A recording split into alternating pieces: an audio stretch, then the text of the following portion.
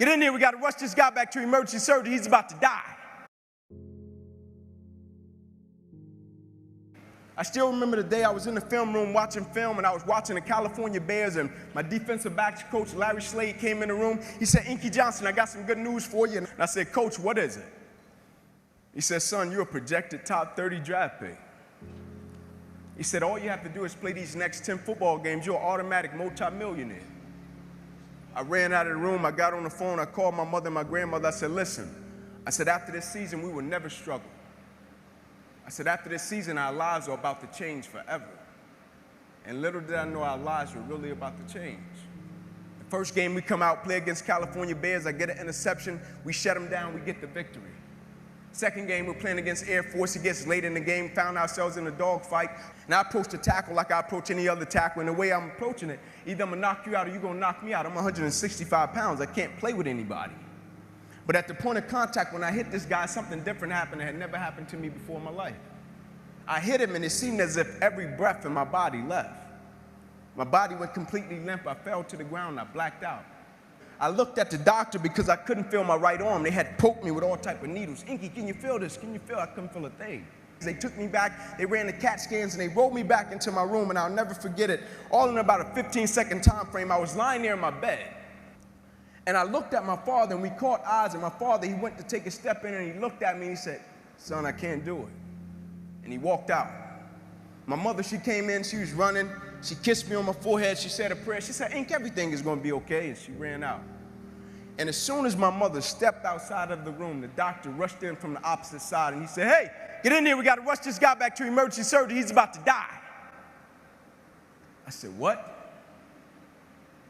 I said, my mom just told me everything was going to be okay. I said, what happened? He said, son, what happened? You have busted up subclavian artery in your chest. You're bleeding internally. Have to rush you back and take the main vein out of your left leg and plug it into your chest in order to save your life. And when I woke up from recovery, the same doctor was standing over me. He said, Inky, I have some good news and some bad news for you. I said, you got some bad news for me? After telling him I was about to die, I'm still alive. How bad can it get? I'm still here. He said, the good news is, son, we saved your life. I said, thank you, sir. He said, the bad news is you have nerve damage in your right shoulder. He said, but the problem is, Ink, you probably can never play the game of football again in your life. Doc, no disrespect, man, but I'm 8 games away. I've been working for this ever since I was 7 years old, Doc. There's no way. God, not now, God. Like, let me make it to the NFL so I can help my family first. And you're talking about my career could end right now? Like, no way. Man, I never cheated. I said, there's no way. I never cheated. I never cheated myself. I gave everything I had to it, and I respected it. I never cheated. There's no way that my career can be over. I said, send me up to the Mayo Clinic. And after several visits, I'll never forget, this is when reality set in. It was me, my mother, my father in the room, and the doctors came in. They said, son, we hate to tell you, but your arm, it would never be the same again. Your hand, it would never be the same again. Son, you can never play the game of football again. As I stand right here on this stage before you today, they cut me 6 times down my left thigh. They cut me 2 times across my right rib. They cut me 2 times across my right pec. They cut me 1 time across the left side of my neck, 1 time across the right side of my neck. They cut me from the bottom of my armpit all the way down to the bottom of my hand. And after they got through cutting on me, they said, son, you're going to be in this hospital for the next 40 days. I walked out of the hospital on the 3rd day. They said, you broke a record. How did you do it? And I said, first and foremost, the thing I want y'all to understand, I will never let a circumstance or a situation define my life. But most importantly, you know what I had invested? I had sweat equity. And what commitment is staying true to what you said you were going to do long after the mood that you have set it in has left. You see, people think commitment is saying, yes, I'll do it on the days when it feels good.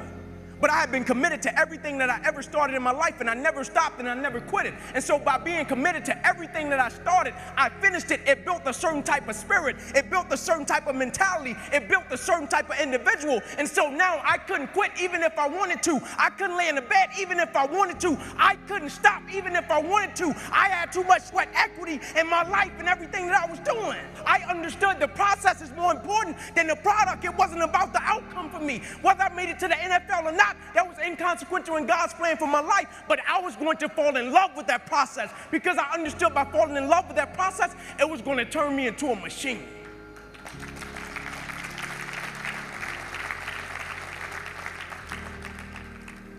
A lot of people need a little extra money to get motivated. A lot of people need, whatever the case may be, a little bonus to get motivated.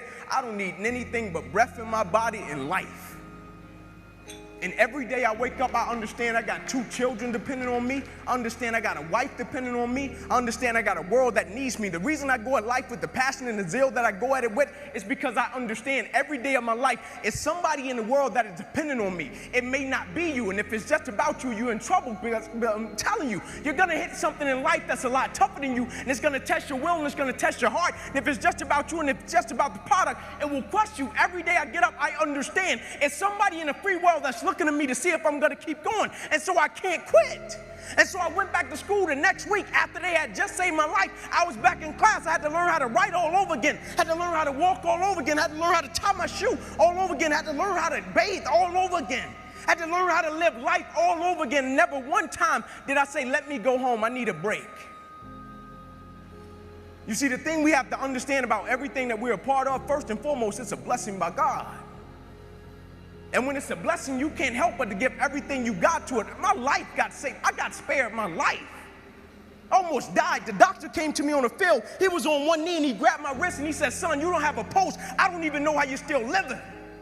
And my last doctor visit, they came to me and they said, sorry, Inky Johnson, you will never be able to use this arm and hand again in your life. I said, no disrespect to you, doc, but I will use this arm and this hand every day for the rest of my life by the way that I live my life. Every day I'm going to impact someone's life. Every day I'm going to empower someone. Every day I'm going to inspire someone. Every day I'm going to encourage someone.